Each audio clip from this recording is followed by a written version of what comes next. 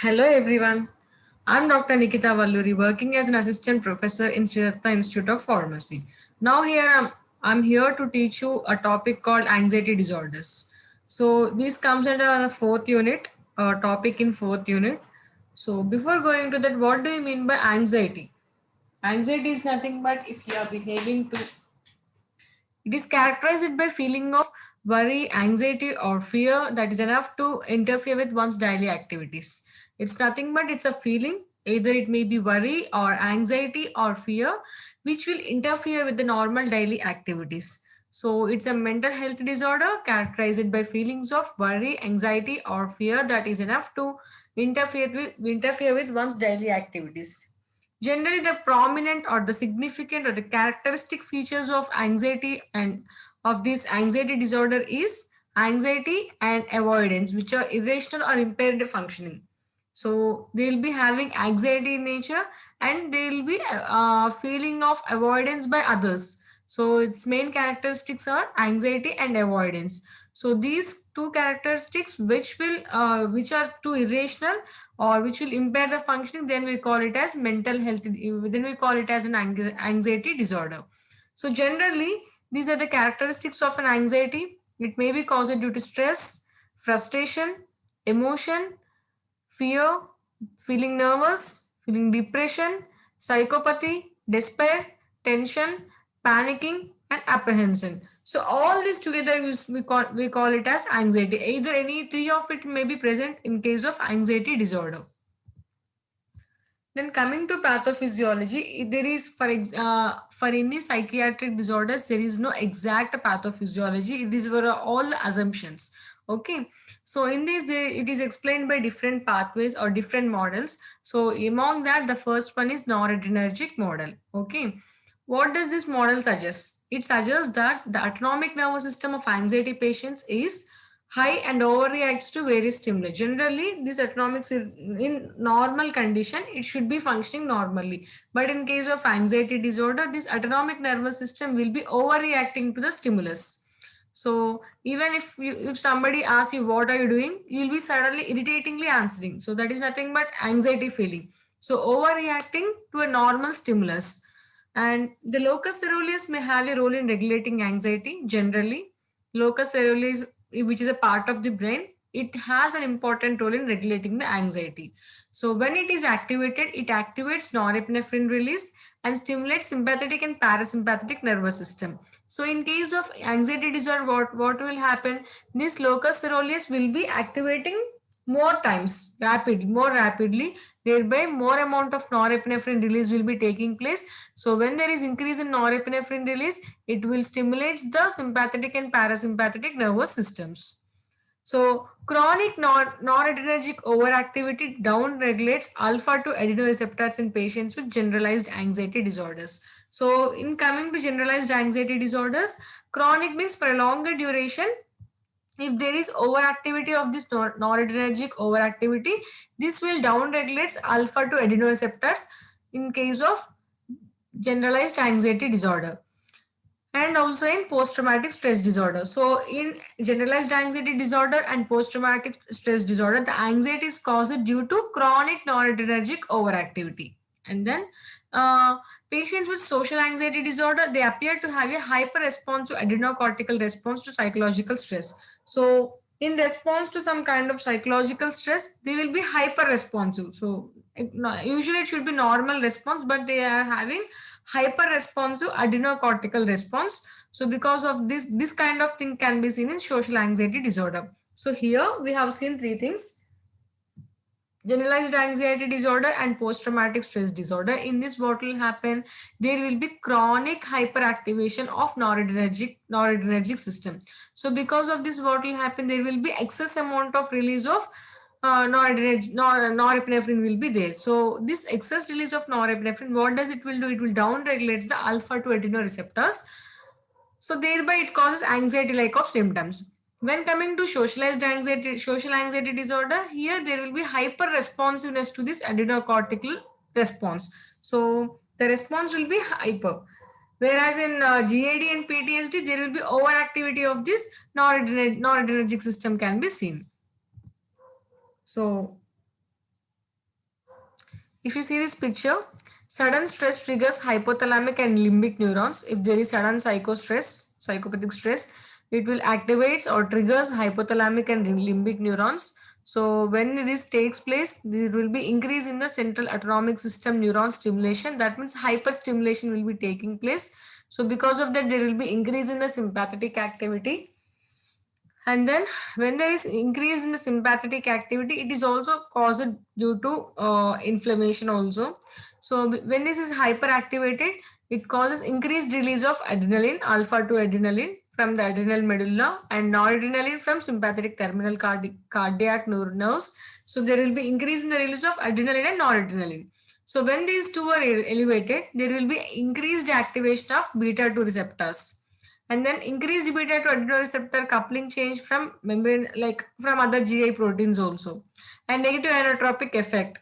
So these were the different things that will be taking place causing these anxiety symptoms. And then other model is GABA receptor model. GABA is nothing but GABA, that is gamma aminobutyric acid.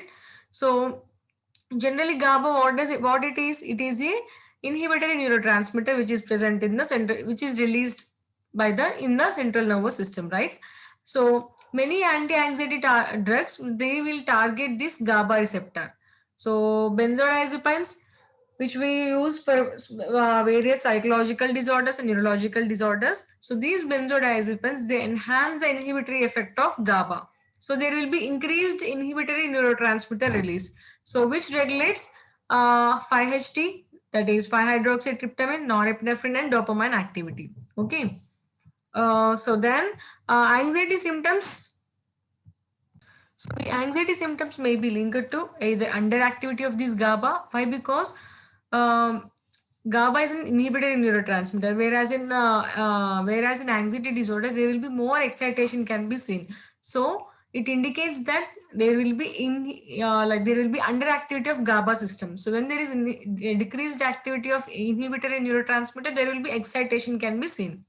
So this is the thing that is commonly taking place in GABA receptor model. So in general anxiety disorder, benzodiazepines binding the left temporal lobe is reduced. In panic disorder, abnormal sensitivity to antagonism of benzodiazepines binding site and decreased binding occurs. And in social anxiety disorder, there may be abnormal central GABA B receptor function. In post-traumatic stress disorder, there will be abnormalities of GABA inhibition may lead to increased response to stress. So these were the different hypotheses that were according to GABA receptor model. So just you have to, like, there will be no proper pathophysiology when we are discussing the psychiatric disorders. Just you have to remember a few points. Then 5-HT model, that is 5-hydroxytryptamine model. So in general anxiety disorder, the symptoms may reflect excessive 5-HT transmission or overactivity of this 5-HT pathway. So because of hyperactivation of this 5-hydroxytryptamine transmission or its pathway, this generalized anxiety disorder symptoms can be identified. And patients with social anxiety disorder, they have greater prolactin response to buspirone challenge, indicating an enhanced central serotonergic response. That means when they were given this buspirone, then the response to that buspirone is more amount of prolactin will be released, which is indicating that there is enhanced central serotonergic response that can be seen in social anxiety disorder. And in case of panic disorder, the role of 5-hydroxytryptamine is not clear, and dopamine systems may, these two systems may also be involved in the pathophysiology of generalized social anxiety disorder. This, along with the 5-HT model, even dopamine is also involved in this generalized social anxiety disorder, but there is no exact pathophysiology or the exact mechanism which we can easily go through.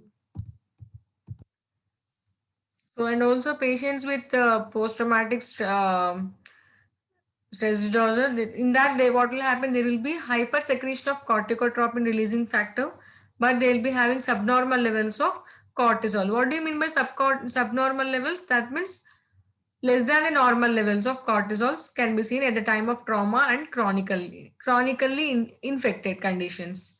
And the dysregulation of hypothalamic pituitary adrenal axis may be risk factor for the development of PTSD. And neuroimaging studies is nothing but CT scan or MRI scans. So if we if you After studying the number of reports of these cases who are having anxiety disorder, it was suggested that there is a role of amygdala and anterior cingulate cortex and insula in the pathophysiology of anxiety. So these were the different parts of the brain. So there are some changes in these regions of the brain which were suggesting that the patient is having anxiety disorder. And then in general anxiety disorder, there is an abnormal increase in the brain's fear circuitry and increased activity in the prefrontal cortex. So there is a more activity in the prefrontal cortex can be seen. And in case of panic disorder, they have abnormalities of midbrain structures.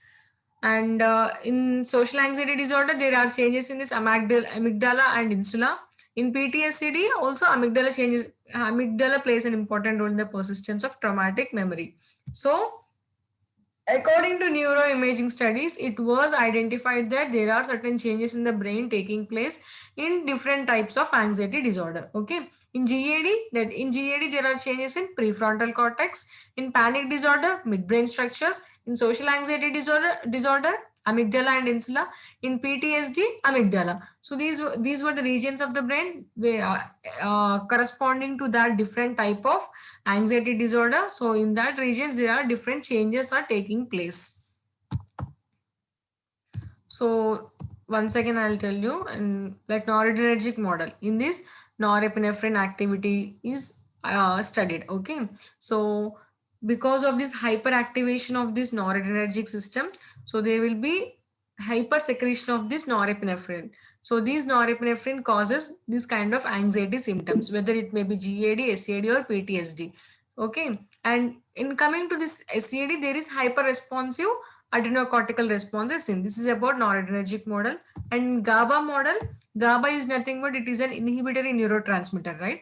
So when coming in this anxiety disorder, there will be inhibition of this or decreased secretion or under activity of this GABA will be there. So because of that, there will be decreased inhibitory action and more excitatory reaction. So because of this excitatory reaction, they will be having the symptoms of this anxiety. Okay, and depending on the different parts of the brain involved, this is can be easily identified. And benzodiazepines, these were the drugs which will enhance the inhibitory effects of GABA. So these will enhance the inhibitory effects of GABA. And 5-HT model, 5-HT is nothing but it's also neurotransmitter, that is 5-hydroxytryptamine. Either its overactivity or over secretion causes this anxiety disorder. And according to some neuroimaging studies, different parts of the brain were involved. It includes locus coeruleus, amygdala, insula, and also prefrontal cortex. So depending on which part of the brain got affected, the different type of anxiety disorder was identified. So this is all about the pathophysiology of anxiety disorder. Then coming to clinical presentation. So if you see this is a clinical presentation of generalized anxiety disorder. Psychological and cognitive symptoms include excessive anxiety, worries that are difficult to control, feeling keyed up or on edge. That means somebody is spying them. They'll be always having a feeling that somebody is observing them. Poor concentration or mind going black. So they'll be unable to concentrate on things. Physical symptoms include restlessness. So as they are always hyperactive, they'll be restlessness, fatigue, muscle tension, sleep disturbance, and irritability. So these were the physical symptoms of generalized anxiety disorder. Increased muscle aches or soreness, excessive anxiety and worry, fatigue means feeling so weak and dull, restlessness, impaired concentration, irritability, and difficulty sleeping. So these were the symptoms of generalized anxiety disorder. And then panic attack. So for panic attack, psychological symptoms include depersonalization, derealization, fear of losing control, going crazy, or dying. So these are the psychological symptoms. Physical symptoms include abdominal distress, chest pain or discomfort, chills, dizziness or lightheadedness, and I'm sorry.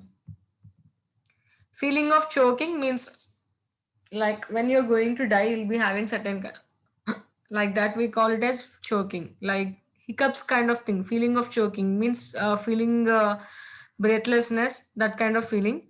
Hot flashes, palpitations, nausea, paresthesias, that means numbness and tingling sensations, shortness of breath, sweating, tachycardia, trembling or shaking. So these were the symptoms of panic attack.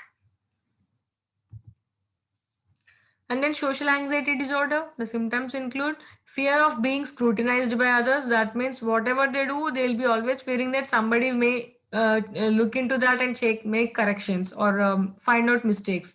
Scrutinized by others, embarrassed, humiliated. And some feared situations include eating or writing in front of others. They'll be having a fear or they'll feel uneasy to eat in front of others or write in front of others. Interacting with authority figures, they'll be feel so nervous when they want to interact with their higher authorities. Speaking in public, so they'll be always reserved and calm. Why? Because they'll be always having a fear when they want to talk with unknown persons. Talking with strangers, use of public toilets. So even they'll be having like so many thoughts in their mind running around. Like if they use this public toilets, they may get infections or it's not clean. So they will be having certain n number of thoughts in their mind. So they'll be having fear even to use public toilets. And physical symptoms include blushing, butterflies in the stomach, diarrhea, sweating, tachycardia, trembling.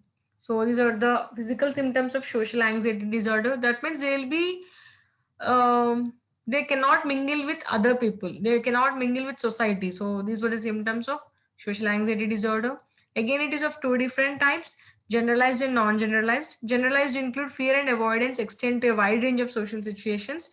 Non-generalized means only fear will be limited to certain people or certain situations, that we call it as non-generalized social anxiety disorder.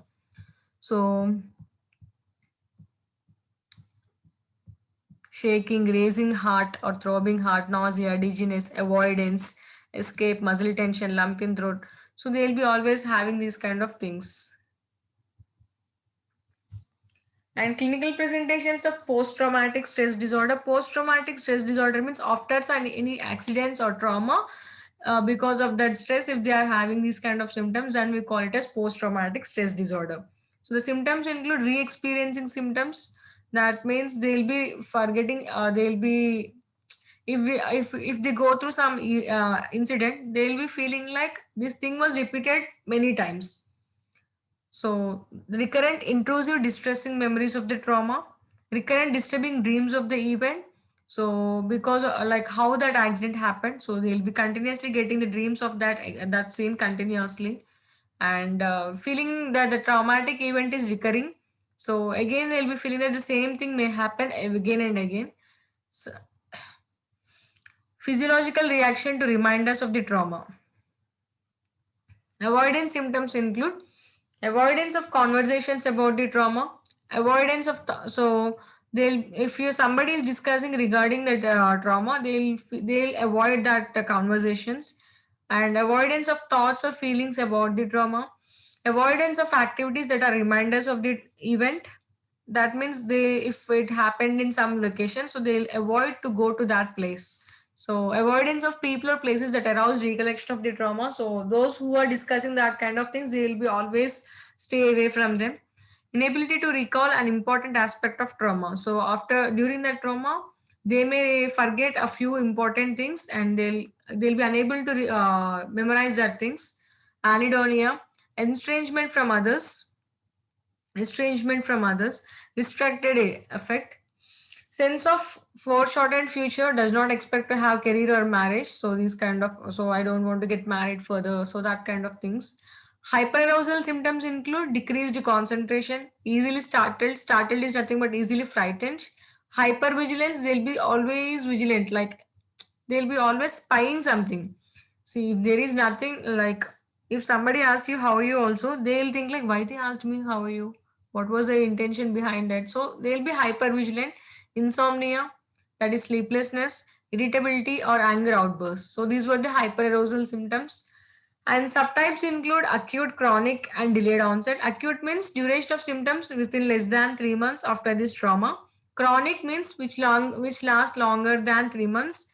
With delayed onset means the symptoms will be started after so many days, or at least after 6 months after the trauma.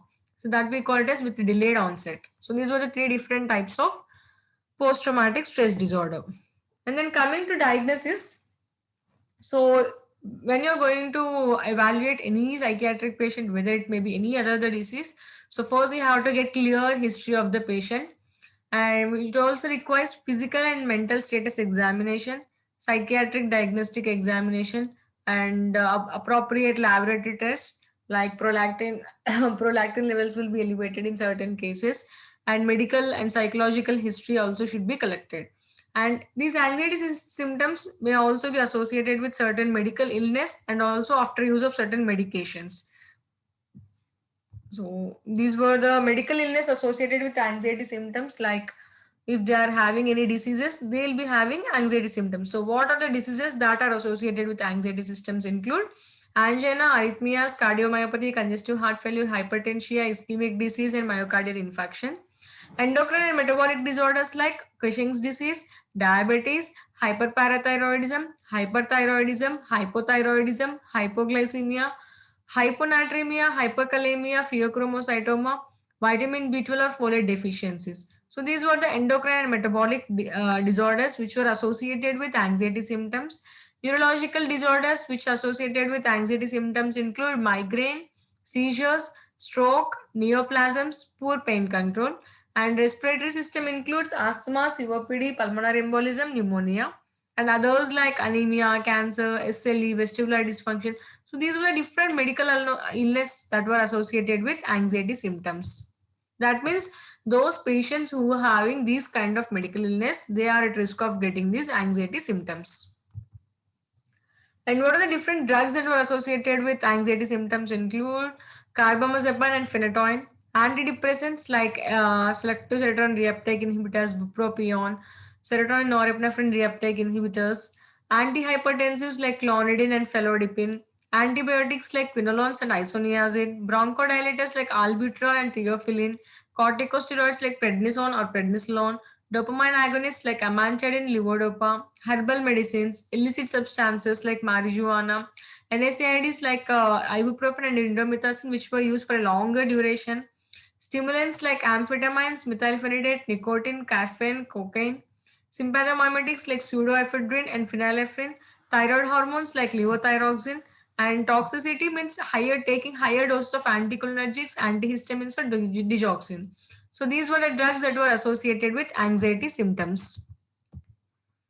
So we also have to collect a detailed history of the medical illness and also the medication history they were taking, and which will helps in ruling out this anxiety disorder.